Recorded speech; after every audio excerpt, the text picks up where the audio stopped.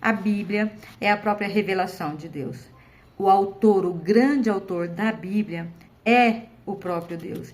E Ele nos convida, através da sua palavra, para que nós possamos ouvir a sua voz através da sua Santa Escritura. E essa revelação, a Bíblia, ela foi escrita em 3 continentes diferentes, por aproximadamente 35 gerações. É um tempo cronológico aí de 1500 anos, por 40 autores. Então são tempos diferentes, continentes diferentes, autores diferentes e gerações diferentes.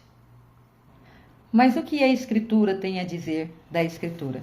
E aí, eu peguei um texto que está em 2 Timóteo 3, versículo 16, que diz assim: toda a Escritura é dada pela inspiração de Deus e é proveitosa para doutrina, para repreender, para corrigir, para instruir em justiça, para que o homem de Deus seja perfeito e perfeitamente instruído para toda boa obra.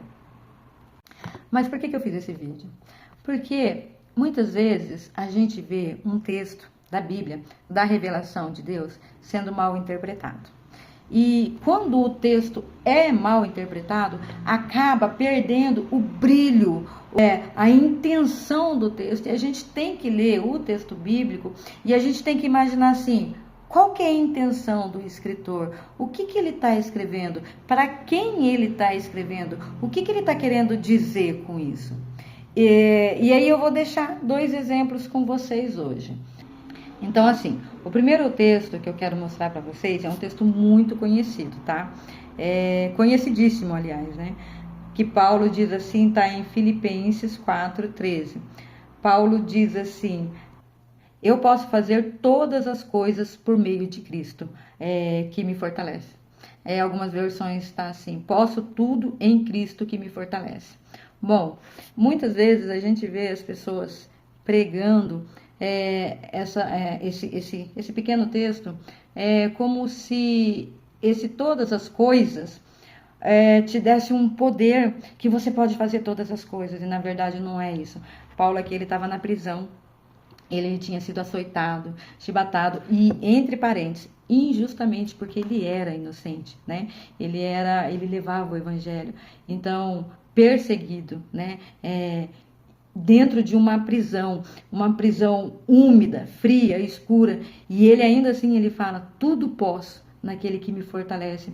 Ou seja, ele pode passar por todas as coisas, ele pôde passar por todas as coisas, porque tanto nas coisas boas quanto nas coisas ruins, era o Senhor que o fortalecia. Então eu acho assim um texto fantástico. E se a gente não entender que é isso que Paulo está falando, o texto perde o brilho, ele perde a essência, fica uma coisa vazia, como se a gente só pudesse coisas desse mundo, e na verdade não é desse mundo, é do alto.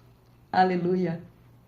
E aí tem um texto também, muito conhecido também, em Apocalipse, que a maioria das pessoas usa para evangelização, né? E não está errado, né? Eu já usei esse texto na evangelização, nas ruas, né? Como orador de rua, mas quando eu percebi qual que era o contexto, eu fiquei assim, eu quase que entrei em choque. Por quê?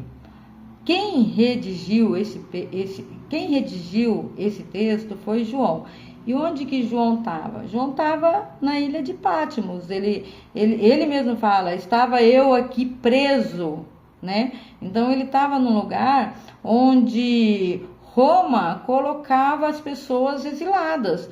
E João estava lá, e ele teve uma visão da glória de Deus, né? Ele teve revelação do alto, revelação dos céus. E para quem que ele está escrevendo o texto? Para 7 igrejas da Ásia. Esse texto que me chamou a atenção, ele está em Apocalipse 3, no versículo 20, que todo mundo conhece, muitos usam, né? Como eu falei, esse texto que diz assim: eis que eu estou à porta e bato. Se alguém ouvir a minha voz e abrir a porta, virei a ele e cearei com ele e ele comigo. E aí você pensa assim: para quem que essa carta estava sendo redigida? Para quem? Para a igreja. Não, quando você lê esse texto, você imagina que Jesus está batendo na porta de alguém que não conhece ele, né? Como alguém de fora, quando na verdade o texto é para alguém de dentro. Ele está falando com a igreja, ele está falando para a igreja. Eis que estou à porta e bato. Eis que estou à porta e bato. Se alguém abrir, e aí você leva um choque de realidade, porque muitas vezes a gente está dentro da igreja e Jesus não está, pelo menos para você. Muitas vezes a gente acha que está fazendo tudo certinho, muitas vezes a gente acha que está fazendo tudo certo, mas Jesus não está lá.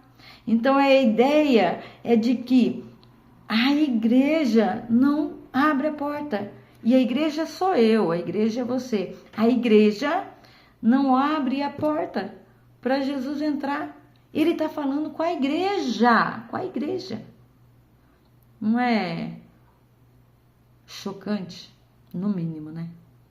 Bom, então assim, esses dois exemplos, né, e eu posso passar mais futuramente, mas são exemplos de que a importância do estudo da Escritura, a importância do estudo da palavra de Deus, a revelação de Deus, a revelação do próprio Deus para a nossa vida, a importância de tentar entender qual que é o contexto, o que o escritor está falando, para quem que ele está escrevendo, né, qual que é a mensagem, para que é a mensagem. E por isso nós devemos usar essa ferramenta, a Bíblia, que é a própria palavra de Deus, para, como o texto de 2 Timóteo diz, nos instruir para que a gente possa continuar a boa obra. Espero que vocês tenham gostado e do fundo do meu coração, a minha oração é que a gente possa cada vez mais ter curiosidade pela palavra de Deus, né? A gente quer tanto que Deus fala com a gente e Deus está aqui do nosso lado, falando no Antigo Testamento, falando no Novo Testamento. A gente só precisa ler e ter sensibilidade. Amém?